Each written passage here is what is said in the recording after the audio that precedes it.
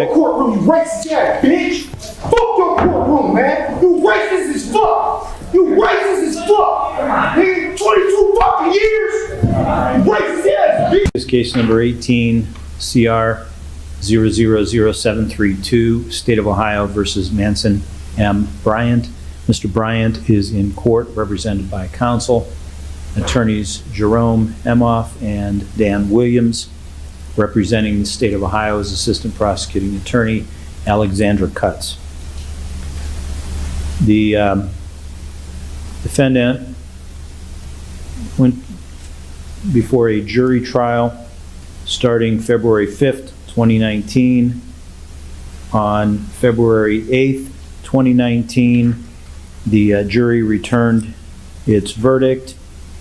The verdict was guilty in count 1, aggravated burglary, felony 1, with a firearm specification, both a 3-year and a 1-year. Guilty in count 2, aggravated burglary, felony 1, with the same 2 firearm specifications. Guilty in count 3, aggravated robbery, felony 1, with the same 2 firearm specifications. Guilty in count 4, felony 1, with the same 2 firearm specifications. Guilty in count 5, abduction, felony 3, with the same 2 firearm specifications. And guilty in count 7, which I renumbered for the jury as count 6, of carrying concealed weapons, a misdemeanor of the 1st degree, the jury determining that they did not find beyond a reasonable doubt that the firearm was loaded or for which ammunition was ready at hand. On that date, I found the defendant guilty in count 6, the actual count 6, of having weapons while under disability, a felony of the 3rd degree, and I found the defendant guilty in count 7 of carrying concealed weapons, a felony of the 4th degree. The court did refer to the defendant for an updated criminal record. The court previously sentenced the defendant to prison and at that time had a full pre-sentence investigation done. The Adult Probation Department did provide an updated criminal record dated February 21st, and the record, not only the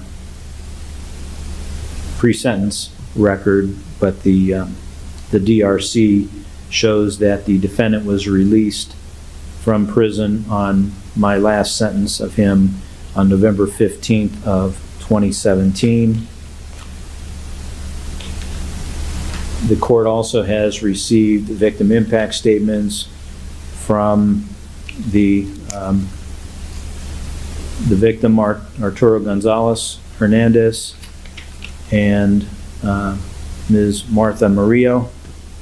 The defense has filed a motion for new trial, and it was based upon the defense's desire, and this motion was made during the trial, and as a motion in limine, it was covered before trial started.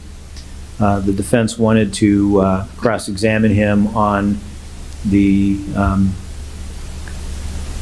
application for a U visa, and the court ruled that the defense could not get into that. I ruled that before the trial. Nothing that happened during the trial changed my mind about that while the trial was pending, and as I sit here in retrospect, the court is of the opinion that my ruling was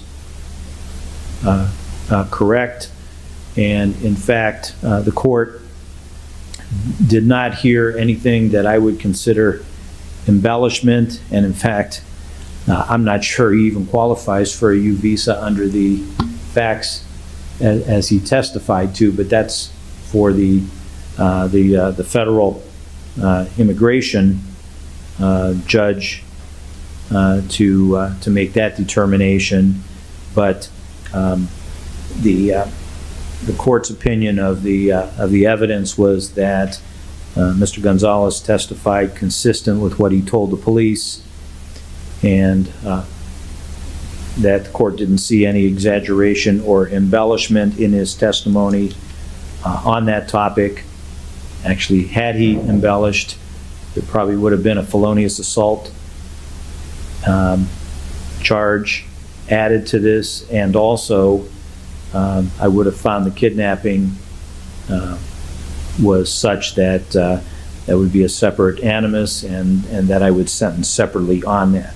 So the motion for new trial is denied. And is there any reason not to proceed to sentencing at this time? Mr. Williams? No, Your Honor. Thank you. You may address the court first. Yes, Your Honor. Of course, aware a sentencing memorandum was submitted by the defense prior to today's hearing. I believe the court's summation of the issue of merger largely mirrored what defense had submitted as far as merger of the charges. I would just briefly address the issue of mergers to count 6 and 7, that being the weapons under disability and carrying a concealed weapon. While there are certainly circumstances in case law to support, I believe some case law was actually cited in the state's sentencing memorandum where these two offenses have been found not to be subject to the merger doctrine. In those situations, I think it was more so speaking to an individual who actually acquires a weapon prior to commencing a criminal offense, and then obviously uses that weapon in the course of a criminal offense. I think here our situation is distinguishable in that Manson Bryant was convicted essentially under an aider and abetter theory. There was certainly nothing to indicate that he took part in the actual acquisition of the firearm by Mr. Bynes. There was nothing to indicate that he actually physically possessed that firearm throughout the course of the crime that was committed here.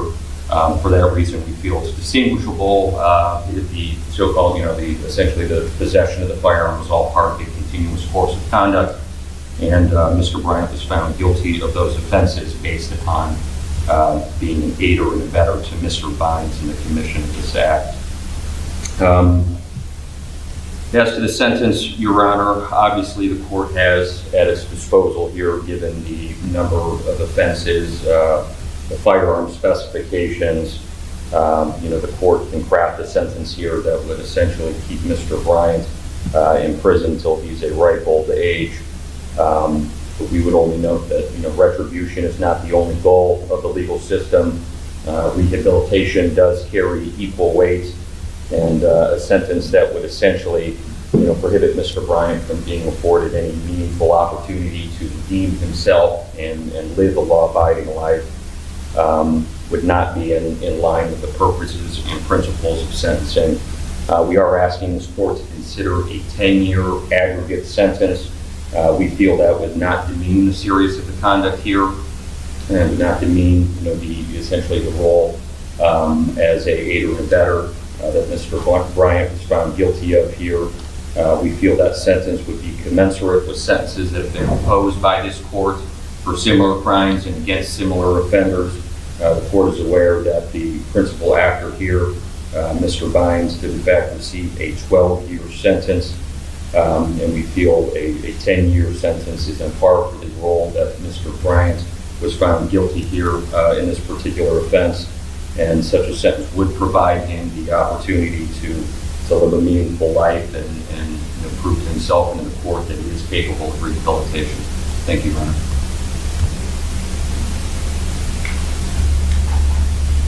Manson Bryant, the law allows you to say whatever it is you want me to consider before I sentence you. Is there anything you want me to know? Yes, sir. Your Honor, I know you very well aware of my history. I made a lifetime of bad decisions. And those bad decisions has caused pain to a lot of people in my family. For that, I am truly sorry. Most of my bad decisions have been driven by my addiction to drugs. to do whatever I can to continue to get high. My ability to stay clean has me to spend most of my life in prison. There's no way for a person to live. That's no way for a person to live. And it's not how I want to finish my life.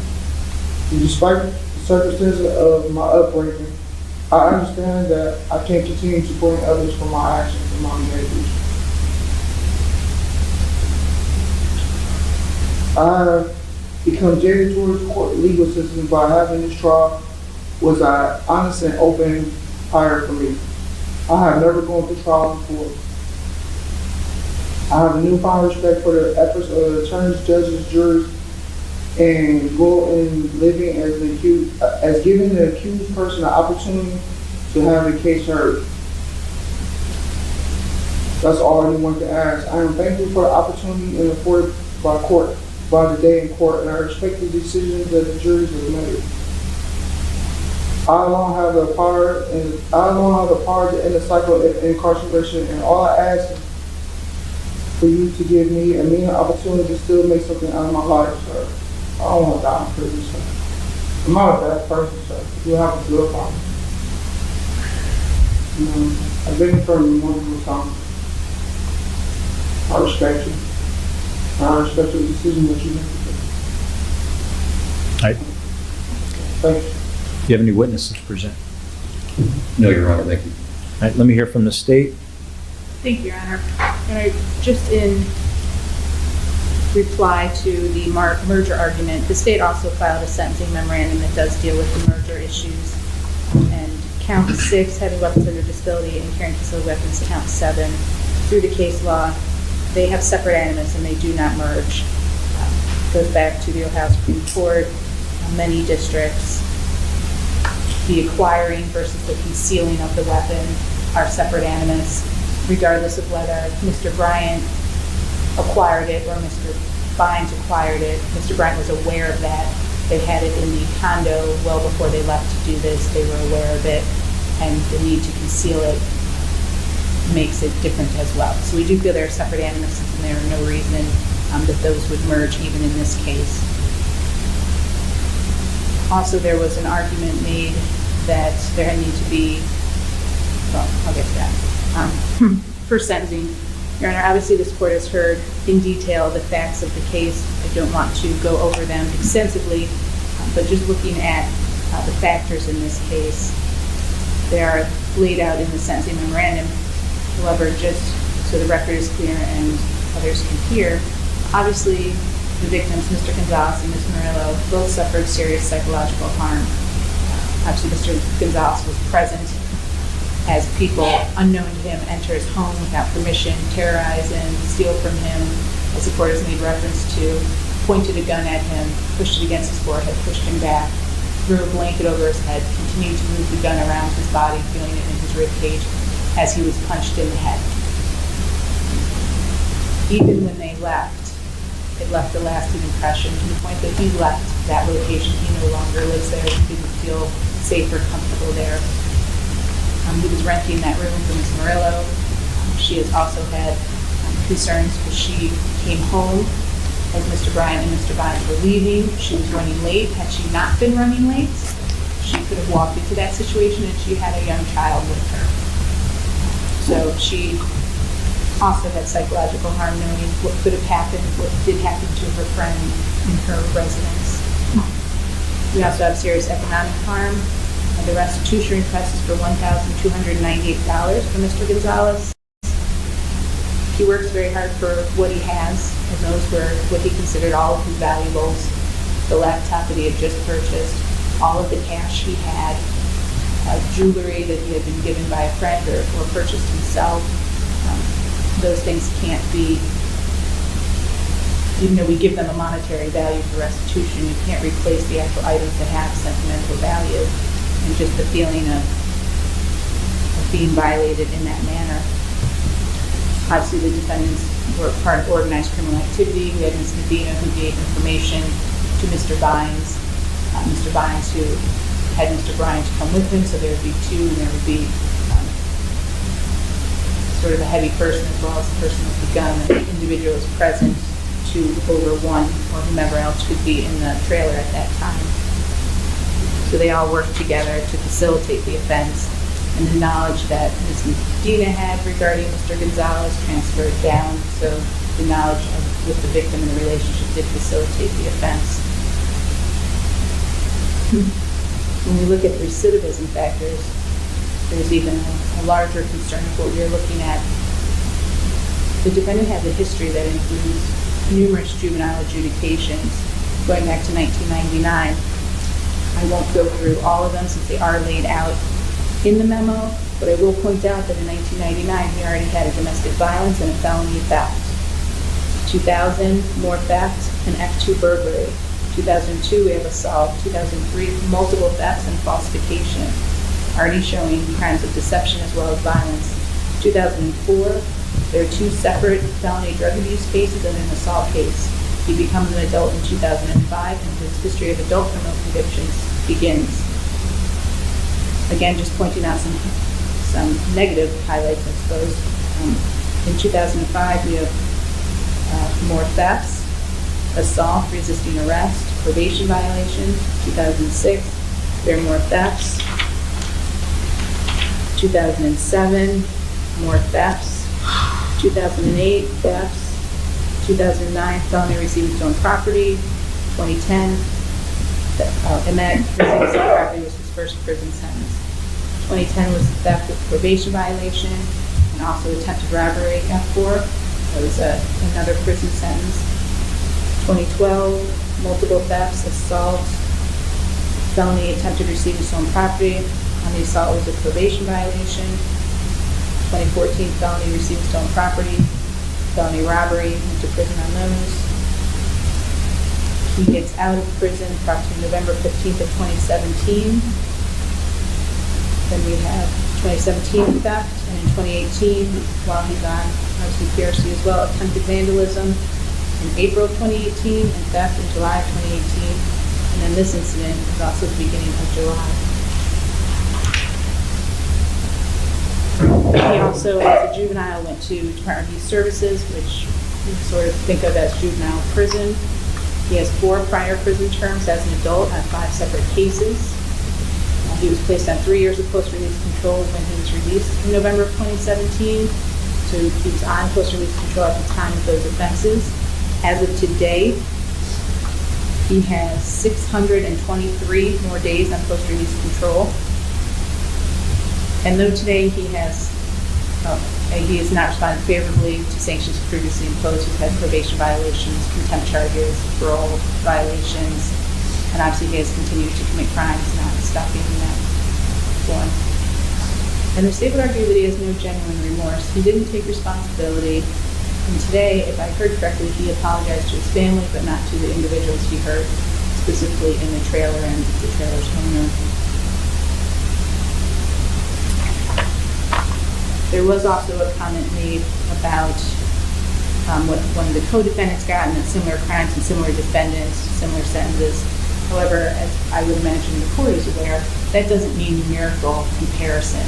It specifically means looking at all the factors and purposes and principles, which this court does in every single case, to look at those cases to what should be done in that case. Numerical comparison has been found not to be appropriate throughout this district and others. So we do feel that prison is obviously consistent. There's a presumption for prison on both counts 1 and 3. And there are gun specifications on those as well. We feel that any sentence that this court does render should be prison, and they should be consecutive sentences. The serious nature of what occurred in this case is to me not to do prison or to do consecutive sentences. We also need to protect the public from future crimes, as well as to punish the offender. And what he did, it was quite horrible and horrendous for those involved. In addition, as stated, he was under post-release control, and his history of criminal conduct demonstrates that consecutive sentences are necessary to protect the public from future crime by the offender. So based on all that, we do feel that prison is appropriate, that all prison sentences should be consecutive. and that we feel at least 20 years would be appropriate at a minimum. We would ask for the forfeiture of the pistol and the ammunition. We would ask for restitution to Mr. Gonzalez in the amount of $1,298. And as this court is aware, PRC would be mandatory at 5 years. And that would be the state's recommendation. Does the state have any witnesses? No, Your Honor. The victim impact statements that you received, they did not wish to be present. The court has considered the record, the oral statements made, the victim impact statements, the trial testimony and evidence, the pre-sentence report from several years ago, the updated criminal history, my conference in chambers with counsel and probation, and the statements of the defendant and the defendant's counsel. The court has also considered the overriding purposes of felony sentencing pursuant to Revised Code 2929.11, which are to protect the public from future crime by this offender and others similarly minded, and to punish the offender, and to promote the effective rehabilitation of the offender using the minimum sanctions that the court determines accomplish those purposes without imposing an unnecessary burden on state or local governmental resources. I have considered the need for incapacitation, deterrence, rehabilitation, and restitution. I've considered the recommendations of the parties, including the sentencing memoranda.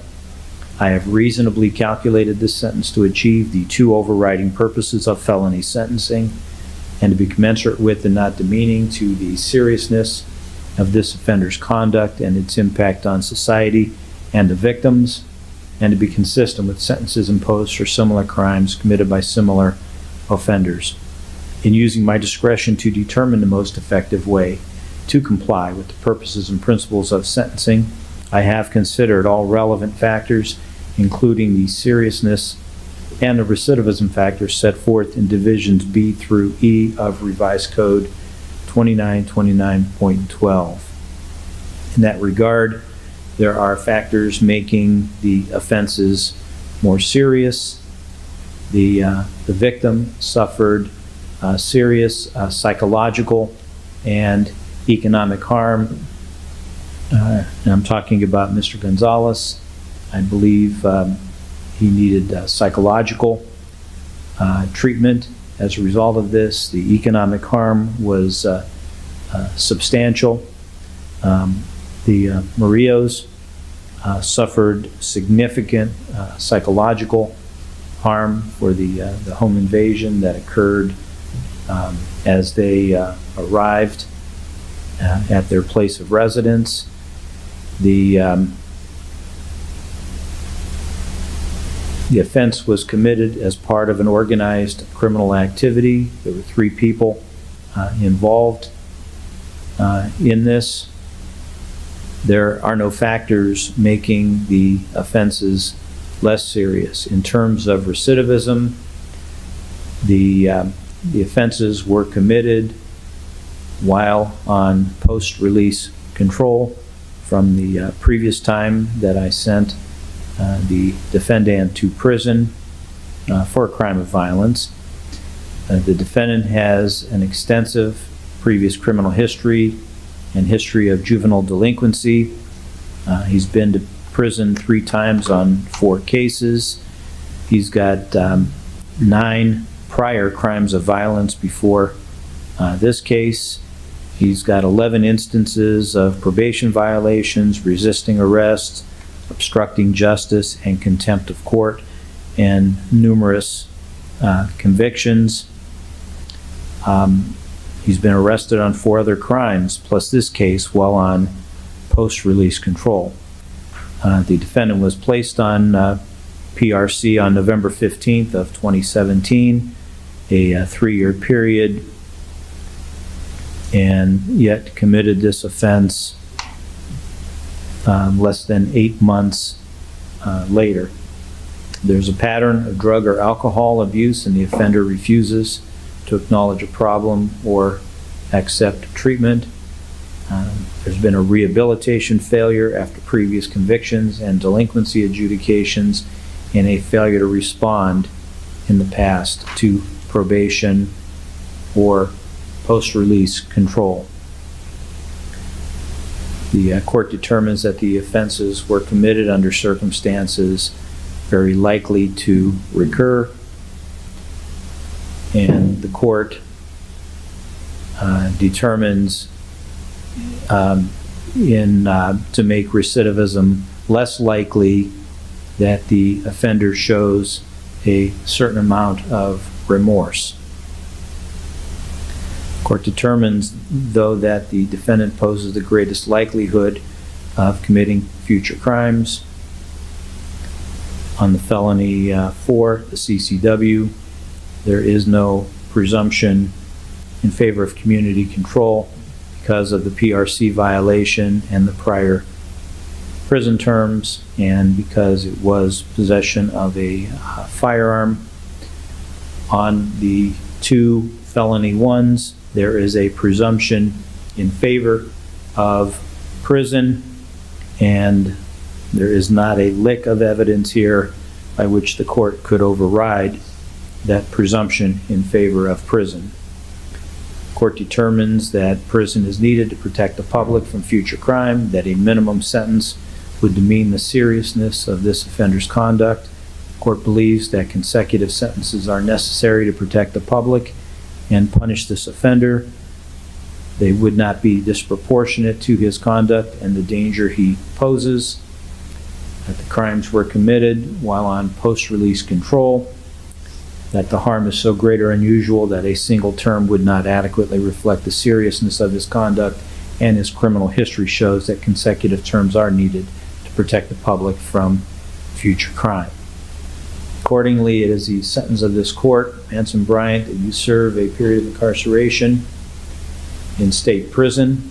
The court hereby terminates your post-release control, and I am imposing the balance through November 15th of 2020. I believe that comes up to 623 days according to the DRC's calculation. The court sentences you to prison on count 1, aggravated burglary, felony 1, for 8 years, and 3 years on the firearm specification. The court sentences you on count 3, aggravated robbery, felony 1, to a period of incarceration in state prison for 8 years, plus 3 years on the firearm specification. The court sentences you on count 6, weapons under disability, felony 3, for 36 months. And on count 7, CCW, felony 4, for 18 months. The court makes the 2 weapons charges, count 6 and 7, concurrent with each other and concurrent to all of the other charges, the offenses. However, the court makes the 2 F1s consecutive with one another, and therefore the order of serving your prison time would be PRC time first, followed by the gun spec on count 1, followed by the gun spec on count 3, followed by count 1, followed by count 2, for a total of 22 years with credit for 231 days. The court determines that you have or will have the ability to pay restitution. Fuck your courtroom, you racist ass bitch! Fuck your courtroom, man! You racist as fuck! You racist as fuck! Nigga, 22 fucking years! You racist ass bitch! You ain't shit! Nigga, gay surgeon, lethal surgeon told me about that bullshit. Actually, you know what? Bitch. Remember when I shit. said that you had some You ain't remorse? shit. You never gave me probation. Wait a minute. You never gave me a chance. You When I always said gave that me you probation. had a certain amount of You always remorse, sit in a fucking prison. I was Fuck mistaken. your courtroom and suck my dick. The court determines Fuck you! The court determines that maximum imprisonment is needed, so it's 11 years on count 1 and 11 years on count 3. Fuck that courtroom, man! You racist bitch! You ain't shit! Manson, calm down, bro. Let me out the courtroom, man! Take him out. Hey, just take him out. Just take him out. Get out of You here. racist! That shit bullshit! You racist as fuck! Hey, take him out, please. Please take him out, please. I love you, bro. I love you, man. Don't I worry. love you, Chad. So that's 28 years with credit for 231 days. I don't want to hear it, man. Let me out. Let's go. Let me Hold out. on. I don't want to hear it. Go. Let me out. Let him go. Let me out. Just take him out. Let me out, man. I swear to God, turn up this bitch. Does counsel waive the Oh, my God, get off me. Let me Does out. counsel waive the client's presence for Let me the out. remainder of the Let me advisements out, I man. have Let to me give? back. Yes, Your Honor. All right, you can take them. Gangster, bitch. You are a gangster. Hey, thank you, Danny.